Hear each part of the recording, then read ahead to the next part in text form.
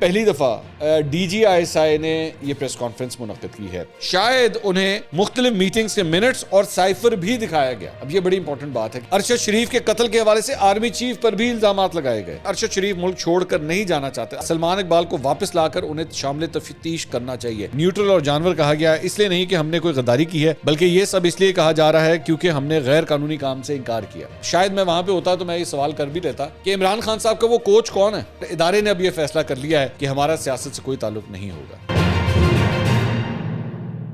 السلام علیکم ناظرین، میں ہوں منصور علی خان. اپنے ڈیجیٹل چینل کے اوپر آپ کو خوش آمدید کہوں گا. ناظرین، ایک بڑی اہم ترین پریس کانفرنس آج ہوئی ہے D G I S P R major lieutenant general Babar Iftikhar صاحب کی جانب سے اور D G I S I lieutenant general Nadeem Ahmed Anjum صاحب کی جانب سے یہ پریس کانفرنس آج منعقد کی گئی.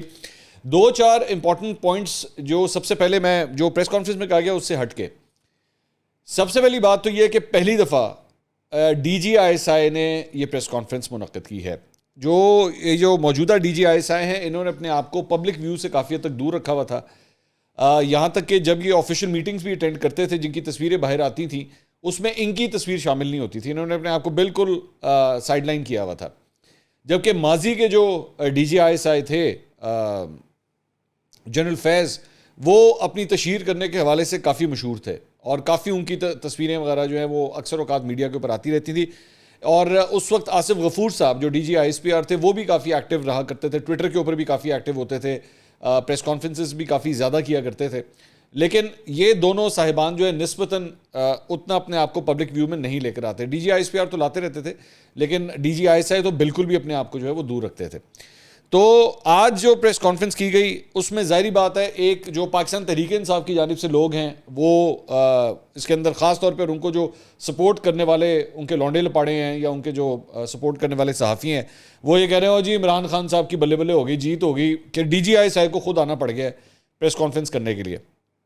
اب یہ آپ کی مرضی ہے، آپ اس کو کس اینگل سے دیکھنا چاہتے ہیں. آپ ایک ادارے کے اوپر یا ایک ادارے کے سربراہ کے اوپر الزامات لگاتے رہیں اور وہ جواب بھی نہ دے سکے. اگر آپ اس کو اس طرح دیکھتے ہیں کہ ہاں ٹھیک ہے ان کو جواب تو دینا پڑنا تھا، انہوں نے جواب دیا آ کے. دوسری بات یہ کہ آپ اس کو اگر دوسرے اینگل سے لینا چاہیں، پی ٹی آئی سپورٹر کے طور پہ لینا چاہیں تو کہ ہاں جی دیکھیں جی عمران خان نے اتنا پریشر ڈیولپ کر دیا کہ ڈی جی آئی ایس آئی کو جو ہے آ کے جواب دینا پڑا. اس سے پہلے البتہ ماضی کے اندر جو ڈی جی آئی ایس آئی ہوتے تھے جب وہ انہوں نے جواب دینا ہوتا تھا تو وہ اپنے ٹاؤٹس کے ذریعے جواب دے دیتے تھے. یہ بھی ماضی کے اندر رہا ہے کہ میڈیا کے اندر کئی ایسے ان کے ٹاؤٹس ہوا کرتے تھے جن کے ذریعے جو ہے پیغام پہنچا دیا جاتا تھا. اس ڈی جی آئی ایس آئی نے خود بیٹھ کے پریس کانفرنس کر لی اور کئی صحافیوں کے سامنے کر لی. جس کو لگ رہا ہے کہ اس کے سوالوں کے جواب نہیں دیے گئے وہ officially I S P are کو لکھ دے کہ بھائی جان اگلی دفعہ ڈی جی آئی ایس آئی آیا کریں تو ہمیں بھی بلا لیا کریں. تو اس میں ایسی کون سی بات. میں وہاں پہ موجود نہیں تھا، میں وہاں پہ اسلام آباد میں نہیں تھا، تو مجھے تو اس بات کا کوئی گلا شکوہ نہیں ہے کیونکہ میرے ذہن میں بھی جتنے سوال تھے میرے خیال میں صحافیوں نے کہیں تک سوال کر لیے. اگر کسی کے رہ گئے ہیں تو وہ ٹویٹ کر دے، میرے خیال میں وہ خود ہی ان کو سوال مل جائے گا، وہ اس کا بھی جواب دے دیں گے. اب آ جاؤں اس پریس کانفرنس میں. پریس کانفرنس میں میری نظر میں 3-4 مختلف حصے ہیں جو ڈسکس کرنے کے لائق ہیں. ایک تو ارشد شریف صاحب کا معاملہ اوبویسلی وہ ایک امپورٹنٹ پوائنٹ ہے. دوسرا سائفر کا معاملہ، اس کے اوپر بڑی ایک امپورٹنٹ انفارمیشن سامنے آئی ہے.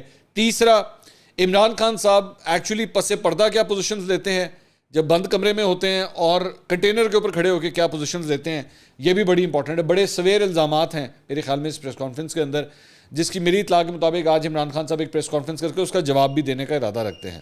تو اب ذرا پریس کانفرنس کی طرف آ جاتے ہیں. سب سے پہلے تو انہوں نے یہ کہا کہ جی ارشد شریف صاحب پاکستان کی صحافت کا آئیکن تھے، وہ ایک فوجی کے بیٹے، ایک شہید کے بھائی تھے. دکھ تکلیف کی اس گھڑی میں ہم سب ان کے لواحقین کے ساتھ برابر کے شریک ہیں. ارشد شریف کی وجہ شہرت تحقیقاتی صحافت تھی، لہٰذا جب سائفر کا معاملہ سامنے آیا تو ارشد شریف صاحب نے اس پر بھی متعدد پروگرام کیے. اس حوالے سے انہوں نے اس وقت کے وزیر اعظم عمران خان صاحب کی بات ہو رہی ہے سے کئی ملاقاتیں بھی کی اور ان کے کئی انٹرویوز بھی کیے، جس کے نتیجے میں یہ بات بھی کی گئی کہ شاید انہیں مختلف میٹنگز کے منٹس اور سائفر بھی دکھایا گیا. اب یہ بڑی امپورٹنٹ بات ہے کہ کیا سائفر بھی دکھایا گیا تھا ارشد شریف صاحب کو، کیونکہ سیکرٹ ایکٹ کی خلاف ورزی کرتے ہوئے یہ ہو نہیں سکتا تھا کہ آپ نے سیکرٹ ایکٹ کی خلاف ورزی نہ کریں اور آپ سائفر دکھا دیں. تو ایک تو یہ بات بھی کی گئی. انہوں نے کہا سائفر اور ارشد شریف کے حوالے سے جڑے واقعات کی تہہ تک پہنچنا ضروری ہے تاکہ قوم سچ جان سکے. جہاں تک سائفر کا معاملہ ہے تو یہ بڑا امپورٹنٹ ہے. آرمی چیف نے 11 مارچ کو کامرہ میں سابق وزیر اعظم سے خود اس کا تذکرہ کیا تھا، جس پر انہوں نے فرمایا یہ کوئی بڑی بات نہیں ہے. یہ جو پوائنٹ ہے نا، یہ پوائنٹ یہ جو آج کہا گیا ہے، یہ میں آپ کو بتا دوں کہ یہ پہلے بھی آ چکا ہے میڈیا میں، یہ پہلے آ چکا ہے. اور میں اس صحافی کو کریڈٹ دینا چاہوں گا. مجھے جہاں تک مجھے یاد پڑتا ہے، جہاں تک مجھے یاد پڑ رہا ہے، غریدہ فاروقی نے اس کے اوپر ایک ٹویٹ کیا تھا، اور اس میں انہوں نے یہ بات کہی تھی کہ وزیر اعظم کو جب اس بارے میں اس کا ذکر ان سے کیا گیا تھا تو انہوں نے پہلا جو اپنا ریاکشن دیا تھا اس وقت عمران خان صاحب نے، وہ یہی تھا کہ یہ کوئی بڑی بات نہیں ہے. آج D G I S P R نے بھی یہی بات کہی ہے کہ جب پہلی دفعہ آرمی چیف نے ان کو یہ دکھایا اور ان سے اس کا تذکرہ کیا 11 مارچ کو، تو انہوں نے آگے جواب میں کہا کہ یہ کوئی بڑی بات نہیں ہے. تو اس کے بعد انہوں نے کہا لیکن ہمارے لیے حیران کن تھا جب 27 مارچ اسلام آباد کے جلسے میں ڈرامائی انداز میں کاغذ کا ایک ٹکڑا لہرایا اور ڈرامائی انداز میں ایک ایسا بیانیہ دینے کی کوشش کی گئی جس کا حقیقت سے دور دور تک کوئی واسطہ نہیں تھا. تو یعنی آئی ایس پی آر اپنی پوزیشننگ ابھی بھی یہی لے کے چل رہا ہے کہ اس سائفر کے معاملے کا کوئی حقیقت سے کوئی تعلق نہیں ہے، کہ جی جیسے کوئی بیرونی سازش ہوئی ہے اور امریکہ نے جو ہے وہ پاکستان کے اندر کوئی رجیم چینج کا لفظ جو ہے وہ جس طرح یہ استعمال کرتے ہیں. سائفر کے حوالے سے حال ہی میں کئی حقائق منظر عام پر آ چکے ہیں جس نے اس کھوکھلی اور من گھڑت کہانی کو بے نقاب کر دیا ہے. پاکستانی سفیر کی رائے کو اپنے سیاسی مقاصد کے لیے استعمال کیا گیا. آئی ایس آئی کی سائفر سے تحقیقات میں کسی بھی قسم کی سازش کے شواہد نہیں ملے اور یہ شواہد ریکارڈ کا حصہ ہیں.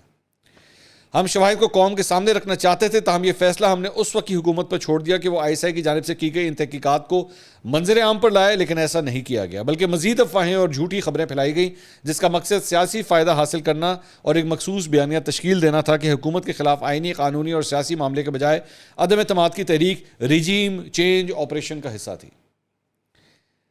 ارشد شریف کے قتل کے حوالے سے آرمی چیف پر بھی الزامات لگائے گئے.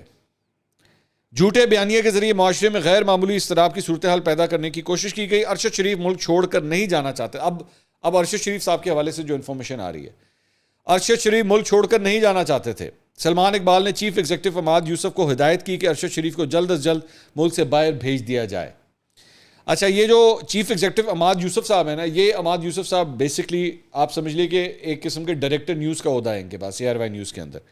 اور یہ وہی عماد یوسف صاحب ہیں جن کے حوالے سے جنہیں گرفتار کیا گیا تھا جب شہباز گل کے ٹیلی فون کال کا معاملہ آیا تھا. جب شہباز گل نے وہ جو اے آر وائی کے اوپر بیپر دیا تھا نا، تو اس وقت عماد یوسف صاحب کو بھی گرفتار کیا گیا تھا، حراست میں لیا گیا تھا، اور اس کے بعد پھر ان کو چھوڑ دیا گیا تھا کیونکہ کورٹ کی جانب سے ان کی بیل ہو گئی تھی، پھر ان کو چھوڑ دیا گیا تھا. تو سلمان اقبال صاحب اے آر وائی کے جو مالک ہیں ان کا نام آتا ہے سلمان. انہوں نے کہا جی سلمان اقبال نے چیف ایگزیکٹو عماد یوسف کو ہدایت کی کہ ارشد شریف کو جلد از جلد ملک سے باہر بھیج دیا جائے. اچھا، یہاں پہ یہ جو پوائنٹ ہے نا کہ سلمان اقبال نے چیف ایگزیکٹو عماد یوسف کو ہدایت کی کہ ارشد شریف کو جلد از جلد ملک سے باہر بھیج دیا جائے، اس میں کوئی غلط بات نہیں ہے. میں اس میں کچھ غلطی نہیں سمجھتا کہ بہت کوئی غلط کیا ہے سلمان اقبال نے. اگر ان کو لگتا ہے کہ ان کے چینل کا کوئی سابقہ امپلائی اس کی زندگی کو خطرہ ہے تو اس میں کوئی ایسی بات نہیں ہے. مطلب ہم بھی چینلوں میں کام کرتے ہیں، کبھی کبھار میرے اوپر بھی ایسا وقت آیا ہے کہ میں نے اگر کوئی بہت اسٹرانگ پوزیشن لی تو مجھے بھی چینل کے مالک کی طرف سے ہدایت کی کہ یار آپ ذرا احتیاط کیجیے گا، اپنی سیکیورٹی وغیرہ کا ذرا خیال رکھیے گا. تو اس میں کوئی غلط بات نہیں ہے اگر سلمان اقبال صاحب نے کہا بھی ہے. یہ ایک بات. آگے اس کے بعد انہوں نے کہا ارشد شریف کو دبئی بھیجنے کا انتظام اے آر وائی کی جانب سے کیا گیا. اب میرا پوائنٹ یہاں پہ یہ ہے کہ ارشد شریف کو دبئی بھیجنے کا انتظام اے آر وائی کی جانب سے کیا گیا. اے آر وائی تو ارشد شریف صاحب کو فائر کر چکی ہوئی تھی تب تک. ارشد شریف صاحب اے آر وائی کی ملازمت میں تو نہیں تھے، تو اے آر وائی نے انتظام کیوں کیا؟ ارشد شریف کو انہوں نے کہا جی سیکیورٹی تھریٹ وزیر اعلیٰ خیبر پختونخوا کی خصوصی ہدایت پر جاری کیا گیا. اس بارے میں انہوں نے یہ کہا D G I S P R نے کہ جی ہماری اطلاع کے مطابق ارشد شریف صاحب کو کسی قسم کا کوئی تھریٹ نہیں تھا، پاکستان میں ان کی جان کو کسی قسم کا کوئی خطرہ نہیں تھا. تو کیا پھر اس کا مطلب ہے کہ پوری ایک سٹوری ڈیولپ کی گئی کہ جی ان کی جان کو خطرہ ہے؟ میں صرف ایک سوال کر رہا ہوں، میں کسی پہ ایکوزیشن نہیں لگا رہا، میں صرف ایک سوال اٹھا رہا ہوں. تھریٹ الرٹ کا مقصد ارشد شریف کو باہر جانے پر مجبور کرنا تھا. بار بار انہیں باور کروایا گیا کہ ان کی جان کو خطرہ لاحق ہے. اس کیس میں بہت سے سوالات جواب طلب ہیں. افسوسناک واقعے کی شفاف اور غیر جانبدار تحقیقات ضروری ہے. ہم نے حکومت سے اعلیٰ سطح تحقیقات کی درخواست کی ہے. عالمی اداروں کو ضرورت ہو تو انہیں بھی شامل کرنا چاہیے. انہوں نے خاص طور پہ یہ بھی کہا کہ اگر انٹرنیشنل جرنلسٹک آرگنائزیشنز جو ہیں ان کی جانب سے یا پاکستان کے جو صحافتی ادارے ہیں ان کے نمائندے بھی اگر اس تحقیقات کا حصہ بننا چاہتے ہیں تو ہم اس کو ویلکم کریں گے. میرے خیال میں یہ بہت اچھا سائن ہے. بلکہ پہلی دفعہ جب یہ واقعہ پیش آیا تھا تو میں نے خود اپنا پوائنٹ آف ویو یہی دیا تھا کہ صحافیوں کو بھی اس تحقیقات کا حصہ بنانا چاہیے. اور میری نظر میں تو میں اگر دو نام جو میں سجیسٹ کرنا چاہوں گا، حامد میر اور کاشف عباسی صاحب، میرا خیال میں ان دونوں کو بھی جو ہے وہ اس تحقیقات کا حصہ بنایا جانا چاہیے، کیونکہ حامد میر صاحب کے ساتھ ماضی کے اندر خود ایک اس طرح کا واقعہ ہو چکا ہے، اور کاشف عباسی صاحب ارشد شریف صاحب کے دوست بھی تھے، اور ARY کے ایک بہت بڑا نام ہے صحافت کے اندر، ان کے دوست بھی ہیں، ان کے ساتھ ان کے کولیگ بھی ہیں، اور میرا خیال میں اگر وہ بھی اس کا حصہ بن جائیں تو کافی اچھا ہوگا۔ اس کے بعد آگے انہوں نے کہا جی ARY نیوز نے اداروں کے خلاف رجیم چینج کا مخصوص ایجنڈا پروان چڑھایا، ارشد شریف کی موت پر جھوٹا بیانیہ بنایا گیا، لوگوں کو گمراہ کیا گیا، سلمان اقبال کو واپس لا کر انہیں شامل تفتیش کرنا چاہیے۔ اچھا، اب یہاں پہ میرے پاس جو یہ لکھا ہوا ہے وہ یہ ہے سلمان اقبال کو واپس لا کر انہیں شامل تفتیش کرنا چاہیے۔ واپس لا کر اور واپس آ کر یہ دو مختلف چیزیں ہیں۔ واپس لا کر کا مطلب ہوتا ہے کہ کسی طرح انہیں گرفتار کر کے واپس لایا جائے، اور واپس آ کر مطلب ہوتا ہے کہ وہ والنٹیریلی اپنے آپ کو خود پیش کریں کہ جی میں تحقیقات میں شامل ہونا چاہتا ہوں۔ تو یہاں پہ جو میرے پاس لکھا ہوا ہے وہ یہ ہے سلمان اقبال کو واپس لا کر انہیں شامل تفتیش کرنا چاہیے۔ ارشد شریف سے رابطے میں رہنے والے لوگ کون تھے؟ کس نے ارشد شریف کا ان سے رابطہ کروایا؟ UAE میں ان کے قیام و توام کا انتظام کون کر رہا تھا؟ کون انہیں یقین دلا رہا تھا؟ کس نے انہیں کینیا جانے کا کہا؟ کیونکہ مزید 34 ممالک ہیں جہاں پاکستانیوں کے لیے ویزا فری انٹری ہے۔ میرا دوبارہ یہاں پہ یہی پوائنٹ ہے کہ UAE میں کون ان کے اسٹے کا انتظام کر رہا تھا؟ اگر کوئی اسٹے کا انتظام کر رہا تھا اس کا مطلب یہ نہیں ہے کہ اس کے اوپر قتل کا الزام لگ گیا ہے۔ کسی نے اگر ان کو کینیا جانے کا مشورہ دیا اور وہ کینیا چلیں گے اس کا مطلب یہ نہیں ہے، یہ قطعی طور پہ، یہ فیصل واڈا صاحب بھی اس طرح کی باتیں کر رہے تھے کل رات کو، اس کا مطلب قطعی طور پہ یہ نہیں ہوتا کہ جی اس کا مطلب ہے کہ ارشد شریف صاحب کے اندر کوئی قتل کی سازش کے اندر یہ لوگ ملوث تھے۔ ابھی بہت سے سوالات ہیں جس کے جوابات آنا ضروری ہیں، اس کے بعد کچھ ہم سچویشن کی طرف پہنچ سکیں گے۔ It is too early to say all دس۔ اس کے بعد انہوں نے کہا جی ارشد شریف کو کس نے ملک چھوڑنے پر مجبور کیا؟ ISI کو سائفر سے متعلق کسی سازش کے شواہد نہیں ملے۔ ارشد شریف اور بہت سے ان جیسے صحافیوں کو رجیم چینج کا بیانیہ فیڈ کیا گیا۔ کس نے فیڈ کیا؟ یہ بھی تو پتا ہونا چاہیے نا۔ اس کے اندر صرف عمران خان صاحب تو شامل نہیں ہوں گے، اس میں اور بھی بہت سے سینئر لوگ شامل ہو سکتے ہیں جو یہ سب کچھ فیڈ کر رہے تھے۔ اس کے بعد انہوں نے کہا جی لفظ نیوٹرل کو گالی بنا دیا گیا، ہمارے شہداء کا مذاق بنایا گیا، ہم غدار، سازشی یا قاتل نہیں ہو سکتے، سائفر کا بہانہ بنا کر افواج پاکستان کی تضحیق کی گئی۔ کون کروا رہا تھا یہ سب کچھ؟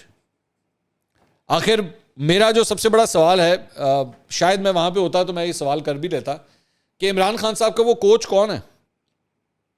کیونکہ ٹریننگ تو ساری اس کوچ کی ہے نا، وہ کوچ کو پتا تھا کہ یہ کرنا ہے اور وہ کرنا ہے، تو کوچ تک پہنچنے کی ضرورت ہے۔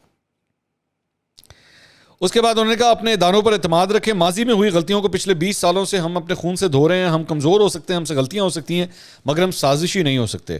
ایک بہت مشہور اسکالر نے کہا تھا کہ اگر پاکستان کو توڑنا ہے تو اس کی فوج کو کمزور کرنا ہوگا، ایک متحد فوج ہی چیلنجز کا مقابلہ کر سکتی ہے، ہم بطور ادارہ کبھی اپنی قوم کو مایوس نہیں کریں گے، یہ وقت اتحاد، تنظیم اور نظم و ضبط کا ہے۔ اس کے بعد DG ISI lieutenant general Nadeem Anjum صاحب نے بھی خطاب کیا اس پریس کانفرنس سے۔ انہوں نے کہا میری واضح پالیسی ہے کہ میری تشہیر نہ کی جائے، آج میں اپنی ذات کے لیے نہیں اپنے ادارے کے لیے آیا ہوں، جھوٹ سے فتنہ و فساد کا خطرہ ہو تو سچ کا چپ رہنا نہیں بنتا، میں اپنے ادارے، جوانوں اور شہداء کا دفاع کرنے کے لیے سچ بولوں گا۔ ہمارے شہیدوں کا مذاق بنایا گیا ہے، اس میں دو رائے نہیں کہ کسی کو میر جعفر میر صادق کہنے کی مذمت کرنی چاہیے، بغیر شواہد کے الزامات کی جتنی مذمت کی جائے کم ہے۔ نیوٹرل اور جانور کہا گیا ہے، اس لیے نہیں کہ ہم نے کوئی غداری کی ہے بلکہ یہ سب اس لیے کہا جا رہا ہے کیونکہ ہم نے غیر قانونی کام سے انکار کیا۔ سو بیسکلی ان کا یہ کہنا ہے DG ISI کا کہ عمران خان صاحب جو ہے وہ ان سے بار بار جو ہے کوئی غیر قانونی کام کروانا چاہ رہے تھے جو کہ وہ نہیں کرنا چاہ رہے تھے، اور اشارہ ان کا غالباً ڈائریکٹلی جو ہے وہ ووٹ آف نو کانفیڈنس کی جانب بھی ہے، جب تحریک عدم اعتماد جو ہے وہ آئی تھی حزب اختلاف کی جانب سے۔ اس کے ساتھ ساتھ انہوں نے یہ بھی کہا کہ غیر قانونی کام سے انکار فرد واحد یا صرف آرمی چیف کا فیصلہ نہیں، پورے ادارے کا ہے۔ ان سے ایکچولی یہ سوال کیا گیا تھا کہ یہ جو آپ لوگوں نے اپنے آپ کو سیاست سے دور رکھنے کی بات کی ہوئی ہے، یہ صرف ابھی تک افراد تک محدود ہے یا ادارے کی یہ پالیسی ہے؟ تو اس کا انہوں نے جواب دیا کہ آنے والے 15 سال کے اندر جو مختلف لوگ آرمی چیف کے عہدے کے لیے کینڈیڈیٹس ہوں گے وہ اس فیصلے میں شامل ہیں، اور ادارے نے اب یہ فیصلہ کر لیا ہے کہ ہمارا سیاست سے کوئی تعلق نہیں ہوگا۔ لیکن ظاہری بات ہے یہاں پہ پھر یہ بھی سوال جو ہے وہ جواب طلب ہے کہ ماضی کے اندر کیا آپ لوگوں کا کردار رہا ہے؟ کیا ادارے نے ماضی کے اندر سیاست میں اپنا کردار ادا کیا؟ کیونکہ آج جو کچھ یہ جو بیج ہم بو رہے ہیں، یہ جو کاٹ رہے ہیں سب کچھ، یہ آپ کے پچھلے 10 سال کی پالیسیز کا نتیجہ ہے۔ عمران خان صاحب آج یہ جو تناور درخت جو بنے ہیں اس میں آپ کے اپنے کئی لوگوں کا ہاتھ ہے. اس کے اوپر ایکچولی سوال بھی کیا گیا ان سے, ڈی جی آئی ایس آئی سے سوال کیا گیا کہ جی کیا ماضی کے اندر 2018 کے اندر الیکشنز کے اندر کیا اس میں آپ کے ادارے کا کردار تھا, تو انہوں نے کہا کہ یہ بات جو ہے پھر کبھی ہونی چاہیے اور ہونی چاہیے. میرا خیال میں قوم کے سامنے یہ بات آنی چاہیے, کیونکہ اگر آپ ایک فریش سٹارٹ کرنا چاہتے ہیں نا, اگر آپ سیاست سے اپنے آپ کو دور کرنا چاہتے ہیں تو سب سے پہلے آپ کو اپنی ماضی کی سلیٹ جو ہے اس کو صاف کرنا پڑے گا. آپ کو بتانا پڑے گا کہ آپ ماضی میں کیا کیا کرتے رہے ہیں, تاکہ پتہ لگے نا. یہ لوگ, یہ جو بیٹھ کے لوگ پریس کانفرنسیں کرتے ہیں اور جلسے کرتے ہیں, کنٹینروں کے اوپر کھڑے ہوتے ہیں, میر جعفر, میر صادق, نیوٹرل, ان کے منہ بند کرنے کے لیے ضروری ہے کہ پتہ لگے کہ ادارہ ان کو کیا کیا سپورٹ کرتا رہا ہے ماضی کے اندر. 5th جنریشن وار کے اندر کیا کیا کچھ ہوتا تھا, کس طرح ان کو سپورٹ کیا جاتا تھا, سوشل میڈیا کے اوپر ان لوگوں کے لیے کس طرح اکاؤنٹ بنائے جاتے تھے, ان کے لیے کس طرح یہ آپریشنز کیے جاتے تھے, لوگوں کو کس طرح فون کیے جاتے تھے, لوگوں کو ان کی پارٹی کے اندر کس طرح شامل کروایا گیا. یہ سب کچھ آنا چاہیے عوام کے سامنے, تاکہ پتہ لگے یہ جو پی ٹی آئی بنی ہے, یہ پی ٹی آئی کے پیچھے اس آئی کا کتنا ہاتھ ہے. یہ آئی انصاف والی آئی نہیں ہے, اس انصاف کے پیچھے آئی فار انٹیلیجنس بنتا ہے.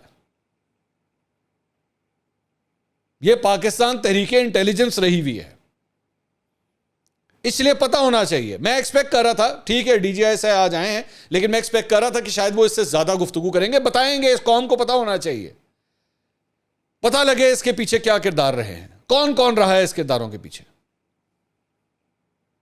کیونکہ یہ جو ڈی جی آئی ایس آئی, جو موجودہ ڈی جی آئی ایس آئی ہیں, وہ صرف اس موجودہ عہدے کو نہیں انہوں نے ڈیفائن کرنا, ماضی کے اندر جو عہدے دار رہے ہیں ان کو بھی بتانا, ان کے بارے میں بھی بتانا پڑے گا کہ وہ کیا کیا کر چکے ہیں, کیونکہ ان کا کیا ہے جو آج سب کو سامنے آ رہا ہے. اس موجودہ ڈی جی آئی ایس آئی کی مجھے ایک بات اچھی لگی, انہوں نے کہا کہ جی سوشل میڈیا کے ذریعے پولرائزیشن کا اور نفرتوں کے جو ہے وہ بیج بوئے گئے ہیں, لوگوں کو لڑانے کا, گالم گلوچ کا, نفرتوں کے یہ جو سمندر بہائے گئے ہیں, یہ ختم ہونے چاہیے, نہیں ہونے چاہیے. بہت اچھی بات ہے. کس نے شروع کیے, کس نے کیا یہ سب کچھ, بتائیں نا. یہاں پہ لوگوں کو پتہ لگنا چاہیے. بند کمروں میں بیٹھ کے کون کون سے والنٹیئرز بیٹھ کے یہ کام کرتے تھے صحافیوں کے خلاف, اور یہ بنائے ہوئے تناور درخت ہے نا, یہ آج آپ لوگوں کو خود کاٹنے پڑ رہے ہیں اور آپ کو سمجھ نہیں آ رہی. اور یہ حقیقت ہے کہ یہ مجبوری ہے, اسی مجبوری کے اندر آ کے آپ کو پریس کانفرنس کرنی پڑتی ہے, کیونکہ وہ درخت اتنے اونچے ہو چکے ہیں جن کو آپ لوگوں نے ایک چھوٹا سا پودا بنا کے اس میں کھاد بھی ڈالی, پانی بھی ڈالا, اس کا خیال بھی رکھا, اس کو ہر قسم کے طوفانوں سے بھی بچایا. آج وہ اتنا بڑا درخت بن چکا ہے کہ آپ کاٹتے جا رہے ہیں آری کے ساتھ, اور وہ کٹ نہیں رہا. پاکستان کی تاریخ میں یہ رہا ہے, پچھلے 75 سال میں یہ رہا ہے.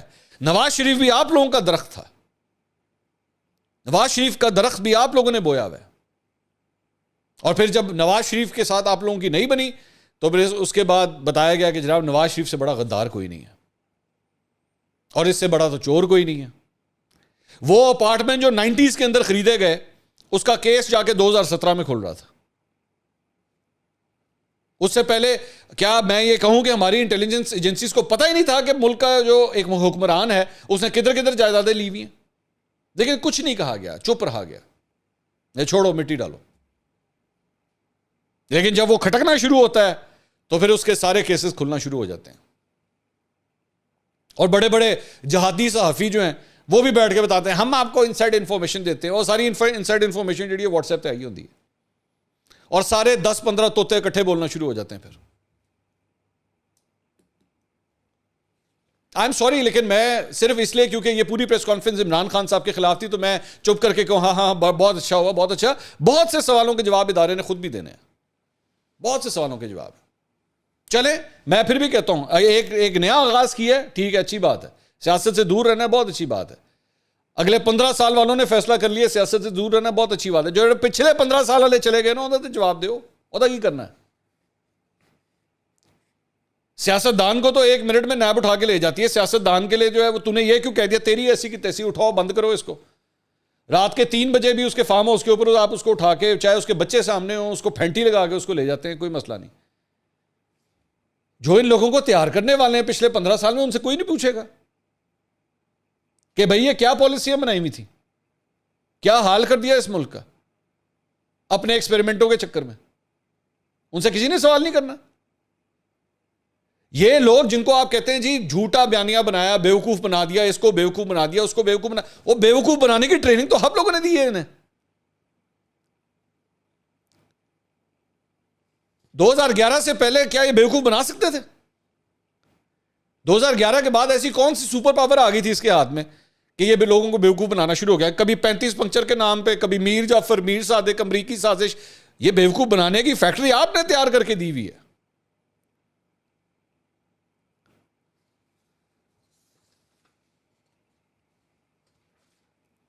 بہت سے ایسے سوال ہیں جن کے ابھی جواب آنا باقی ہیں, معذرت کے ساتھ.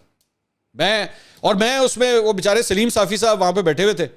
سلیم صافی صاحب جو ہیں وہ ان کا اپنا دکھ درد ہے, ظاہری بات ہے. عمران خان نے 2-3 دفعہ جو ہے ان کو لفافہ کہا, تو انہوں نے کہا کیا یہ نہیں ہونا چاہیے کہ اس کی بھی ایک تحقیقات ہو جائیں کہ پاکستان کے اندر کون سا صحافی جو ہے وہ لفافہ ہے. اس پہ ڈی جی آئی ایس پی نے جواب دیا کہ G D G I S نے جواب دیا کہ میں کسی بھی صحافی کو جو ہے میں لفافہ نہیں سمجھتا. ٹھیک ہے, اچھی بات. لیکن میرے لیے انٹرسٹنگ بات پتہ کیا تھی؟ ان کے لیفٹ سائڈ پہ سلیم صافی صاحب کے کون بیٹھا ہوا تھا؟ فریہ ادریس. وہی فریہ ادریس جس کے سامنے عمران خان نے سلیم صافی صاحب کو جو ہے سلیم لفافی کہا تھا, اور فریہ ادریس نے کچھ نہیں کہا تھا آگے سے. اس کا ایک بڑا ہی عجیب قسم کا بہانہ انہوں نے بنایا تھا. اور ان کو میں نے جب اس وقت اس بارے میں نے جب ان کو کرٹیسائز کیا تھا اس بات, ان کو اس وقت کی تپ چڑھی ہوئی ہے. ان کو اس وقت کی تپ چڑھی ہے. 2-3 دفعہ انہوں نے ٹویٹر کے اوپر جو ہے نا وہ میرے اگینسٹ چیزیں لکھی ہوئی. میں نے وہ اس پہ جواب بھی نہیں دیا, کیونکہ it is not about me myself. It's not about me myself. میں نے اگر اپنے حوالے سے لوگوں کو جواب دینا شروع کر دوں نا تو مطلب یہاں پہ لگ پتہ جائے گا. It was never about me, it was always about Saleem Safi. Saleem Safi Fariha Idrees کے بھی سینئر ہیں اور میرے بھی سینئر ہیں. اور مجھے دکھ ہوا تھا اس دن کہ یہ شخص جو دنیا جہان کا جھوٹ بولتا ہے, آپ کے سامنے بیٹھ کے آپ کے کولیگ کو بیٹھ کے لفافی بولتا ہے, اور آپ آگے سے اس کو کانٹرڈکٹ تک نہیں کر سکتے, اس کو روک تک نہیں سکتی کہ ڈونٹ یو ڈیئر سے دیٹ اباؤٹ مائی کولیگ. دکھائیں مجھے کون سے پروف ہیں آپ کے پاس. تو سلیم صافی صاحب جب یہ سوال کر رہے ہوں گے تو ہو سکتا ہے کہ فریہ ادریس صاحبہ نے اسی وقت کہا ہو کہ سلیم صافی صاحب میں آپ سے معذرت چاہتی ہوں کہ میرے انٹرویو کے اندر یہ سب کچھ ہوا تھا. اینی ویز, اگلی ویڈیو میں دوبارہ ملاقات ہوگی. اللہ حافظ.